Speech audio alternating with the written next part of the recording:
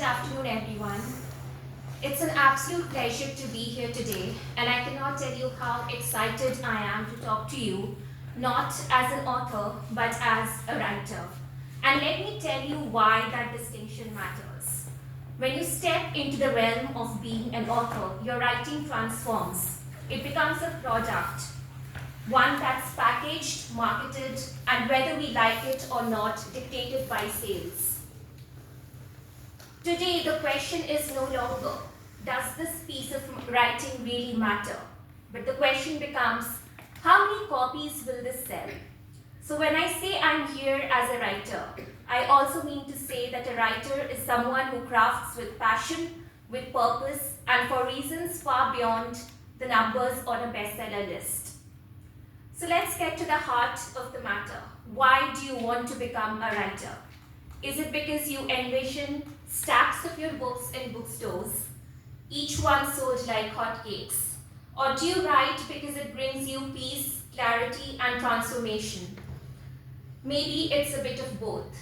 Writing for your own catharsis, and writing for the world at large to understand something deeper, something that the readers did not know they needed to hear. For me, after writing 4 books, I have discovered a very simple truth. I write because I love writing. Writing for me is like breathing. It's something I have to do. I don't write for fame. I don't write for fortune. I write to give a voice to the causes I believe in, to reflect on the issues that matter to me, to share a piece of myself with anyone willing to listen. But here is where it gets personal. I believe that you can only write well if you feel what you're writing. Have you ever noticed how a book can almost feel alive when the words carry real emotion? I have found that when you write from the heart, it does not matter so much if it becomes a bestseller or not.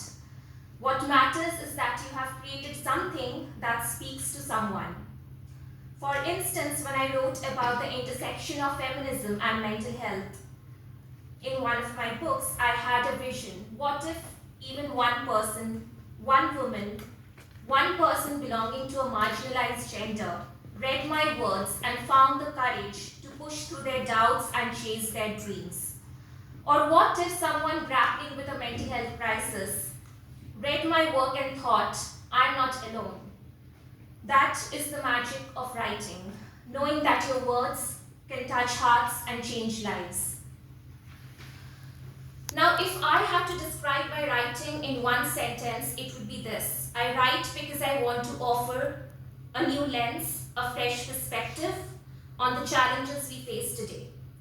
Take my book, Detectives of Autumn House, for instance. It's not your typical detective story. It's a novel that centers around LGBTQ plus women detectives, which is a first of its kind. The detectives in my book not only solve crimes, they challenge the conventions of traditional detective narratives. They are real, they are flawed, and they are queer. Through them, I have tried to elevate stories that are silenced or overlooked, especially stories of those who are underrepresented in mainstream fiction.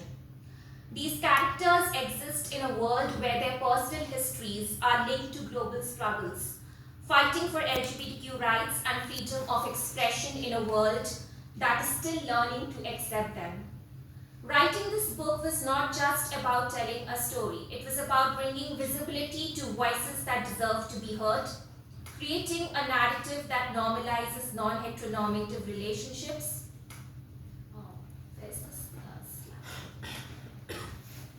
About telling a story. It was about bringing visibility to voices that deserve to be heard, creating a narrative that normalizes non-heteronormative relationships, and showing that love is love, no matter where you are in this world.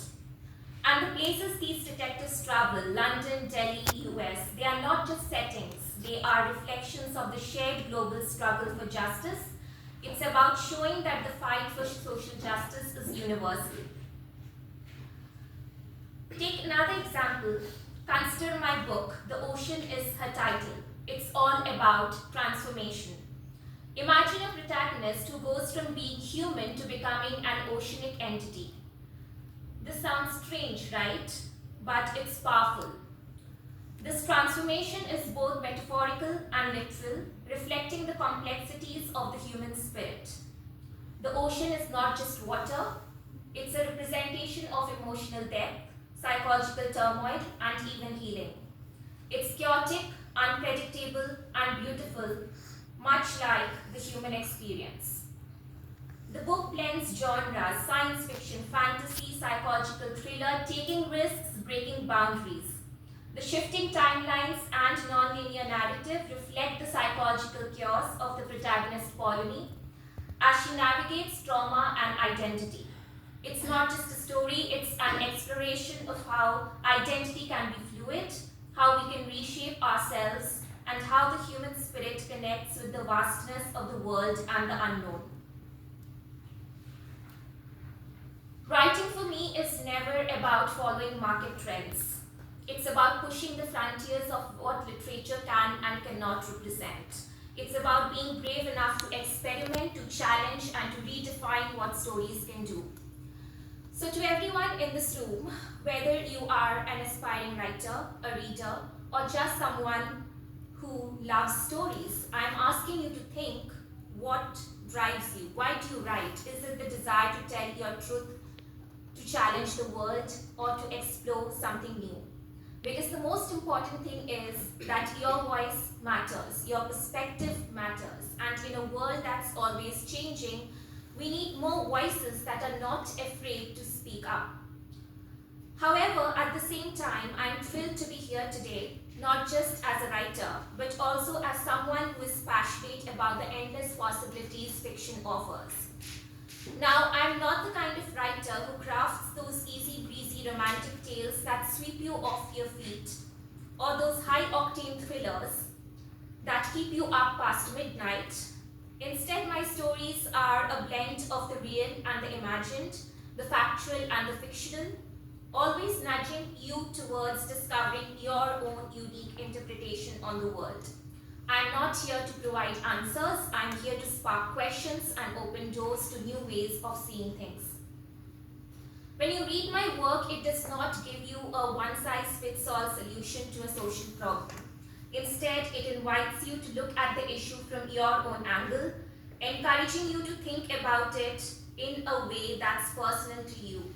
I want each reader to engage with the story, absorb its message, and then take that message into their own hands and shape it into however they see it fit. My writing is not about dictating a specific outcome, but about empowering you to decide what change looks like based on your own interpretation of the world. Some of the key themes in my writing have been feminism and mental health, and in the future I'm interested to address debates on climate change and artificial intelligence. One of the literary tools which I rely on the most is characterization. Let's take a moment to think about this. Imagine a fairy in a fantasy world who does not conform to gender norms. What if this fairy is non-binary, part of a world where LGBTQ+ characters are not just included but celebrated? Or picture a neurodivergent princess struggling with mental health but also shining with brilliance and wisdom. I love taking familiar character types like fairies, princesses, or other fantasy figures and giving them identities that are traditionally marginalized. It's a way of making these characters resonate with readers who often don't see themselves reflected in the pages of mainstream fiction. Now let's dive deeper into what I like to call temporal and spatial magic. This is not about spells or wands. It's about the power of shifting realities. For example, imagine a person struggling with mental health. They experience the world differently. What if we could take that mental space, that imaginary world they navigate, and give it form on the page? What if we could bring that internal world to life, not as an abstract concept, but as a tangible reality for readers to understand? By creating these alternative realities, I hope to make invisible struggles like mental illness more visible and cultivate empathy amongst those who have never experienced such crisis. What about a time travel story where a gender non-conforming individual from 18th century England meets someone from 21st century America. One is from a time when same-sex marriage was not permissible, and the other comes from a world where it's been legalized. What would their conversation sound like? What can these two people, separated by centuries, teach each other about love, identity, and social progress? Could we craft a cross-temporal platonic love story that explores the fluidity of gender and challenges the norms of their respective eras? Let's imagine even further. If civilizations existed on other planets, how might they respond to the climate crisis we face on Earth? Could we write a science fiction novel that grapples with real-world issues like climate change, but in a way that transcends the earth-bound context? These are the questions I love to ask because fiction gives us the freedom to make the impossible possible and the invisible visible. And this is where imagination becomes a tool for transformation.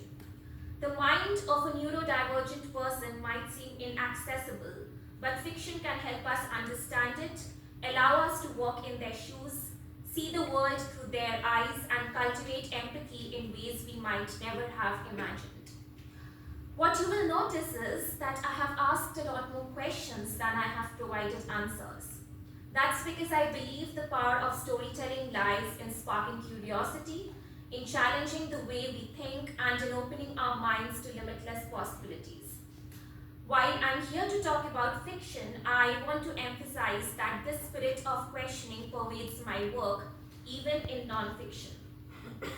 Take my first book, Indian Feminine Fury, which I wrote when I was just 21. At the end of each chapter, I included questions like, what would analyzing every piece of art and media from a feminist perspective mean for our intellectual growth? Can we radically change society by creating content, whether books, films, or advertisements, from a non-conformist and socially progressive lens? What would a religion founded by a woman look like compared to those founded by men? Could women, if given the power, choose peace over war, compassion over violence, and cooperation over conflict? It's been 8 years since I wrote this book, and my questions today would be very different. In my fiction as well, I craft protagonists who are constantly questioning, probing, and challenging social norms. They push boundaries, they ask tough questions, and they don't accept things just because they have always been done that way. When you read my work, I hope it challenges your thinking, shifts your perspective, and encourages you to see the world and the characters who inhabited it differently.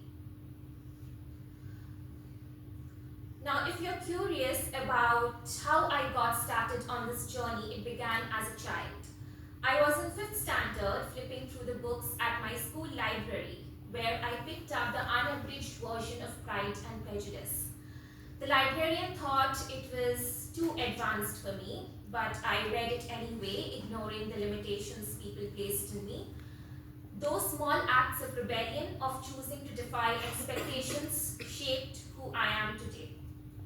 My path to writing wasn't straightforward, but it was always guided by people who believed in me.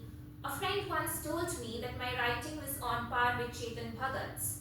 When I entered the Times of India Write India campaign, I did not win the contest, unfortunately, but that compliment stuck with me at that time. Another classmate who found me to be too deep joked that one day I would be like Virginia Woolf, and that students would have to study my work irrespective of whether they liked it or not. Well, I personally liked Virginia Woolf's works, and her stream of consciousness technique continues to inspire my own writing very pervasively. And just like the books that shaped me, Enid Blyton's Tales of Adventure, Jane Austen's sharp social critique, Virginia Woolf's literary prowess, I hope that my work does the same for you. I want to create stories that stay with you, that spark conversations, and that help us reimagine our ever-changing dynamic world. Thank you. There are